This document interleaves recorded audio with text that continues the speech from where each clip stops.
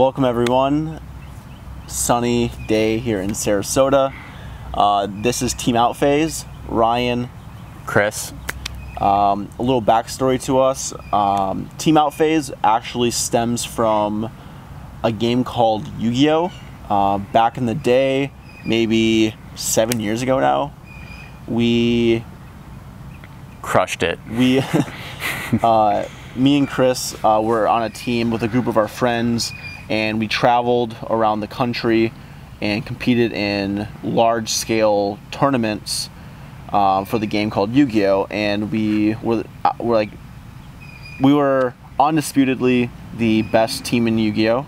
And we became some of the best players in the world collectively, and we want to bring that. Over the past few years, we've developed ourselves as poker players, and we want to create the new Team Outphase for the poker world. And we're going to be creating a lot of videos where we're streaming on Twitch, so you'll get to see us play live and in action. And then we also wanted to create some more videos around like theory and philosophy, lifestyle, and how to be an overall like successful poker player, whatever that means to you. It doesn't necessarily mean you become a professional or anything, but it means you are happier playing poker and winning, because I think that's an important part of playing poker. At least it is to me. Today we are talking about our experience on, I guess I'd say, being grounded and happy while playing poker, and why that's important. Yeah, this new channel right here for Team Outphase, it's just something we've kind of created, and me and Ryan are both passionate about poker, and we're learning to move up stakes more and more, and we will definitely be getting into tournament poker and creating a name for ourselves. You can definitely expect to see us final tabling some WPTs on TV one day. We'll definitely get there. It's only a matter of time.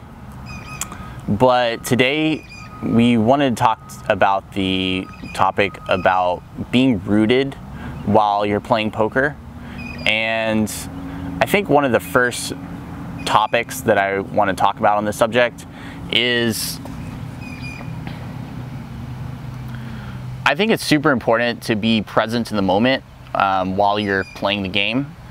I know from experience that I can be playing and I can have a lot of other thoughts going through my head, and there's not really any kind of utility involved in those thoughts. Like, they're not helping you out. I mean, I've caught myself, like, I'm playing the game and all of a sudden I might be feeling fear about like losing a hand in the future, or getting all in and losing my stack, or oh, maybe I'm deep stacked and I might lose my whole entire chip stack here, or some thoughts about maybe I might have to drop down in stakes, or just kind of on and on and on. And like, there's really just no point to feeling those kind of emotions and stuff. Like, they're not going to help you make logical, rational decisions at the table.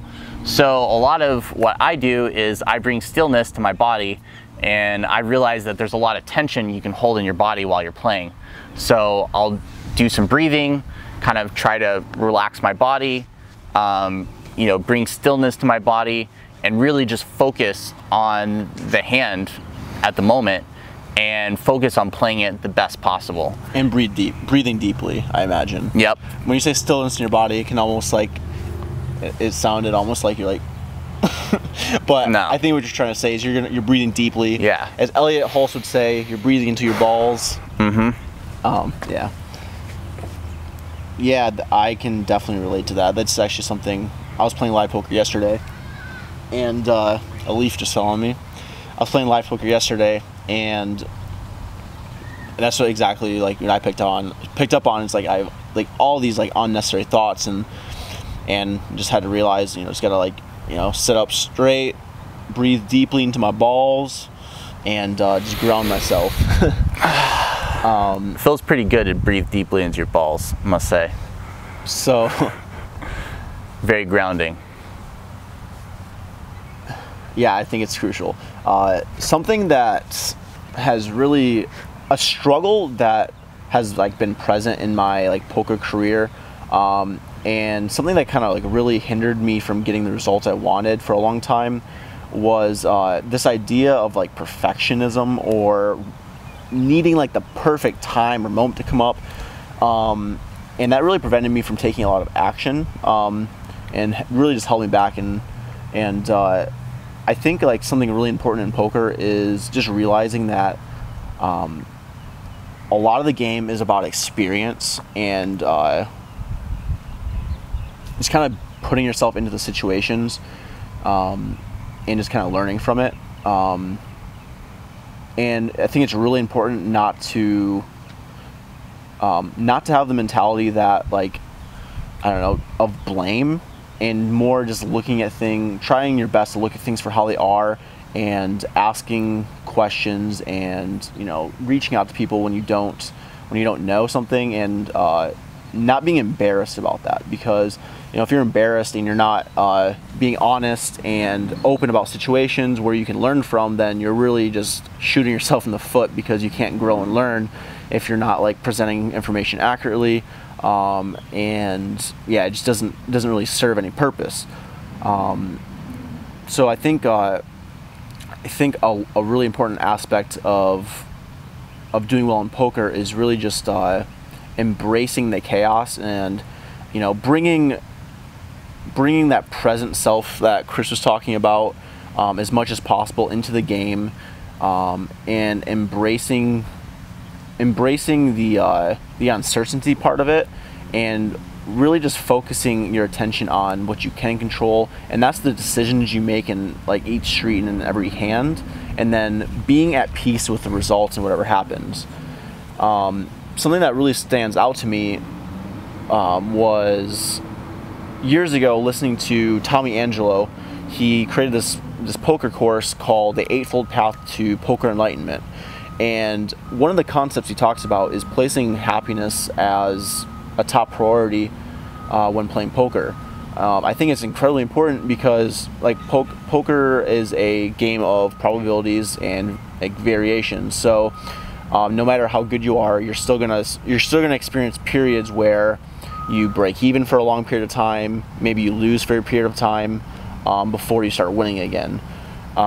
So if your happiness is always rooted in something that's fluctuating like that, then you're either going to be, if you're breaking even for an extended period of time, your mind will start questioning, like, what's going on? Like, am I doing something wrong? If you start losing, you can start losing confidence. If you're winning, then you can gain too much confidence. And these are all things that are delusions and not rooted in reality. It's just more like you're reacting to circumstance. So I think it's really important to have things outside of poker that you're passionate about, you're happy about, from having a social life, having healthy relationships, developing yourself in other areas like maybe speaking skills, or maybe you're going to school for something, or you're working on your body, you're working out, you're eating healthy, whatever is important to you, you're learning an instrument, just doing something other than poker that you can be happy about and feel good about. Because if poker's your root of happiness, then it's going to be a really tough life. Yeah, back whenever you were talking about not being afraid to make mistakes, I always really liked the saying, there's no such thing as a mistake, just an opportunity to learn. So whenever you're playing the game of poker, you can't be afraid to make mistakes, because whenever you make mistakes, that's whenever you really have the opportunity to learn and grow from it and become a better poker player.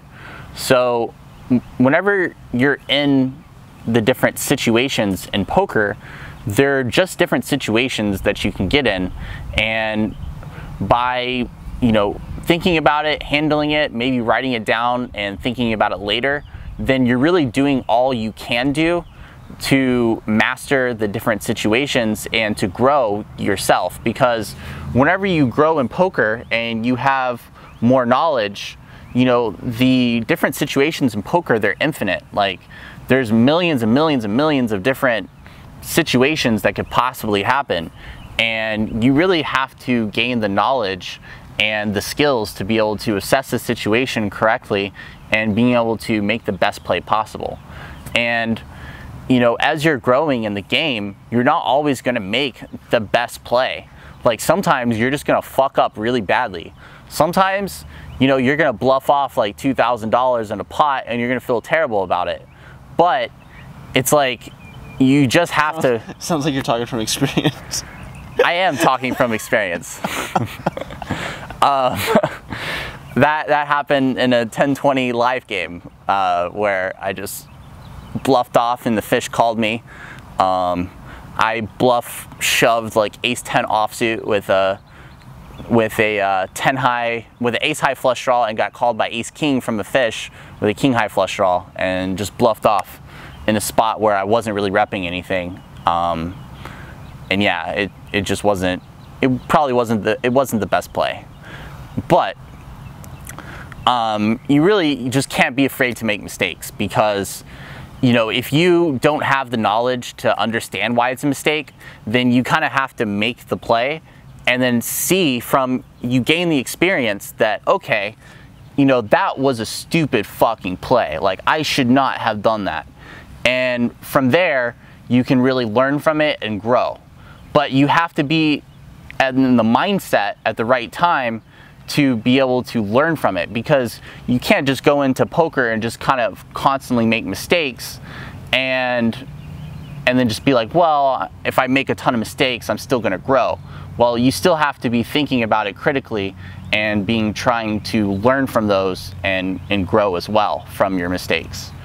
Another really important thing that I tell a lot of people that are really getting into the game of poker is that the philosophy in your mind that poker is a game of luck just has to go. Like, there is no such thing as luck involved in poker. And that's the kind of mindset and philosophy that you need, because there is only variance in poker, not luck. Analogy I give a lot of people is, you'll see it all the time at the poker table. You'll see two people get all in pre-flop. One person has pocket jacks, the other person has pocket aces. And aces has an 80% chance of beating pocket jacks. And they get all in, they both put in 1,000 each at a 5-10 game, and they run it out, and lo and behold, a jack comes. And the person with pocket jacks scoops up the money. And the guy with pocket aces just goes off. And he's complaining, oh my gosh, you got so lucky. You know, you hit a jack, there's only 2 in the deck. Well, the thing is that jacks has a 20% chance of winning. So it's going to happen 1 in 5 times. If it didn't happen and aces won every single time, then there'd be something wrong. Like, jacks is supposed to win 20% of the time still. So getting upset that it's going to happen 20% of the time is really wasting mental energy and putting your mental energy to something that's not useful. If you're playing poker, the 20%, the 30%, the 40%, those smaller probabilities are going to happen. So you just have to, you know, get used to it. That's the game you're playing. And you have to accept it, because that's just part of the game. It's called reality. Yep, it's called reality. You gotta accept reality. So having the mental philosophy that there's only variance in poker, and doing all that you can do to make the right decision now, and then learning from any mistakes that you're making, is the most empowering philosophy that you can have to get good results. Something that has been like really resourceful for me in remaining happy and grounded playing poker has been time blocking. Basically, time blocking is essentially, you know, you write down, I'm gonna play from this time to this time, and then once that time is up, you're done. What I found from that is it's a lot easier to focus. First of all, because I time block in such a way that it's in alignment with like where my capacities are. When I'm playing online poker, I feel right around 2 hours is about the time my mind will start to wander, where I start to lose focus, lose concentration. So whenever I'm scheduling my day and trying to put in hours throughout the week, I time block myself to play online poker about 2-hour time frames. So maybe 2 hours in the morning, take a lunch break, 2 hours in the afternoon. If I want to do some in the evening, I can do that as well. It just kind of depends on what I have planned for the day. Maybe I play less if I need to go to the gym, get other things done. And then for live poker, maybe between 4 and 6 hours at a time is what I find good. I think Chris might disagree with that, but from what I personally, like, whenever I get into something, I like, especially in live poker, whenever I like start, I just find it most resourceful for me to just stay and like have snacks on me that I can just like snack on for 4 to 6 hours, so I don't have to get up and break my momentum. But you just have to find the limit that works for you, like where you become aware that your mind is starting to wander, or you're losing focus, you're having excessive useless thoughts.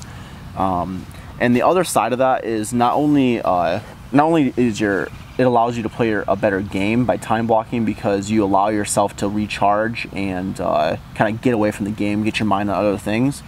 The thing that really hit me was realizing, okay, it's like this is my time to play, and then when I'm not in that time period, I don't get to play. So like there isn't a temptation to, like, while I'm playing, it's like if I wasn't time blocking, there may be a temptation where it's like I'm playing right now, but maybe it's okay to like check my phone or something, because I can put in extra hours later.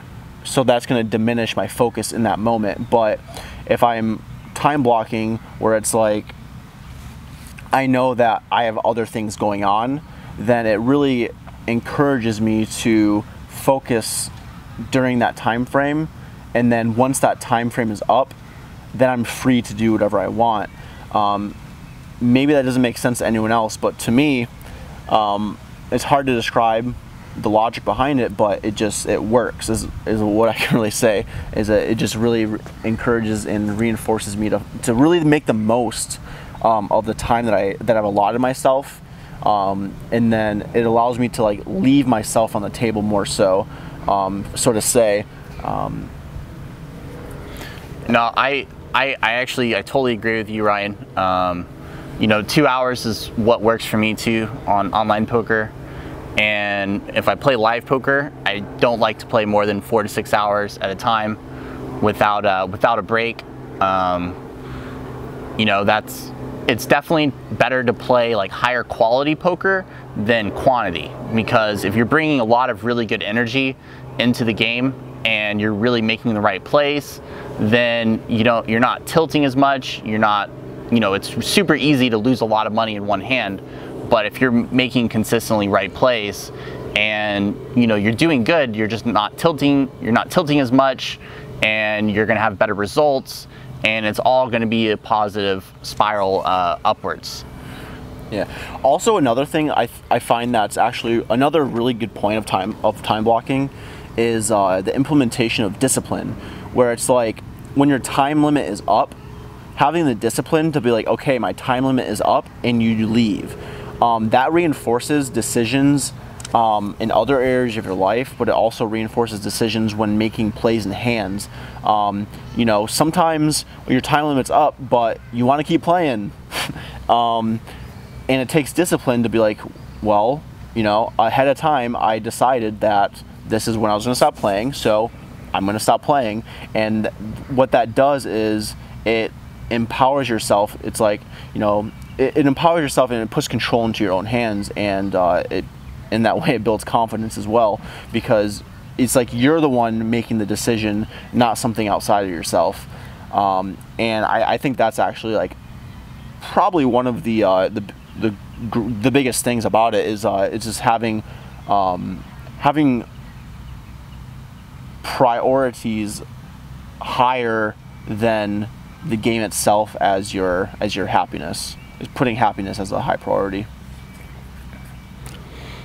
Yeah, that is a really good point, because whenever you're in control of things, and whenever you're deciding I want to do this from this and that time, it definitely really impacts your other things in life. So if you want to go to the gym and you set the goal that I want to go to the gym and I want to work out from this and this time, well, now that you've been working on it in poker, it helps whenever you want to do like, okay, I want to go to the gym like 3 days a week and lift weights.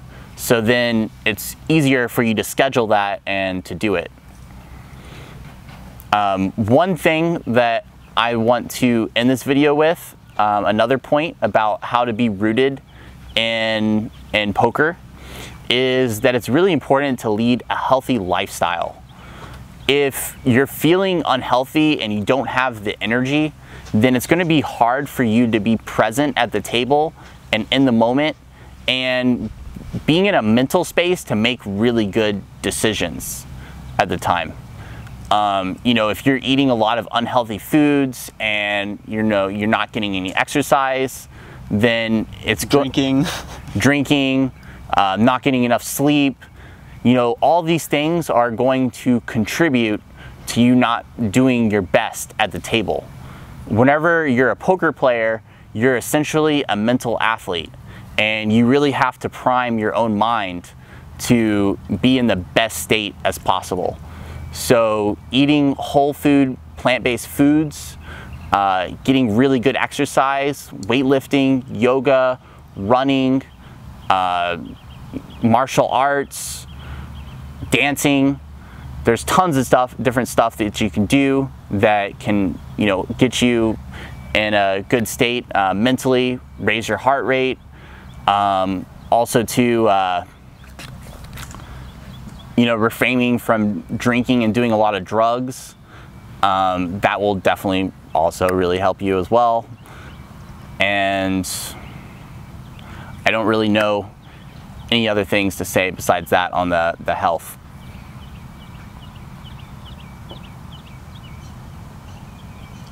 The point of this video, though, really is just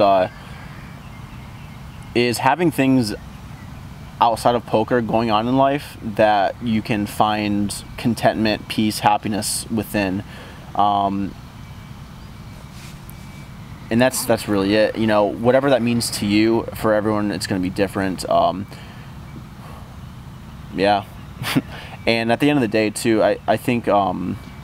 Like you were talking about leading a healthy lifestyle, you know, it really depends too, like what your goals are in poker. If you're more of a, you know, if you want to be a winning player, but you're more on the casual side, you know, maybe like having a drink now and then when you're socializing isn't the end of the world or whatever. But at the end of the day, you still need to have things outside of the game that bring you contentment, because you can't rely on poker itself to bring you the contentment unless you're a freaking like complete Zen master. You're super in love with the game where like you just don't get tilted, but that's for the most part probably unrealistic. But I know they do exist, you know, probably like someone like Nanoko or Greg Mercier, who I know Greg Mercier talks about, he's like, you know, he's like, the more I play, the better I play, I feel. I've heard him say stuff like that, where he just loves playing the game so much that, you know, but at the same time, you know, he probably has a very healthy perspective where he's not getting tilted when he loses and shit. He's just like, yeah. He's like, well, I made a good decision, and move on. I know that he's like rooted in other stuff too outside the game. Like I know I think he has maybe a wife now that he's married to. And I know he's been a long time person that has done a lot of yoga. Forgot to turn my phone on vibrate, but yeah, I know he really enjoys like doing yoga and stuff. So, I mean, he may grind a lot, but he also has some balance as well. Yeah, balance is key for sure. I think that pretty much wraps this up. So, in this video. It's been a nice talk, guys. See you next time.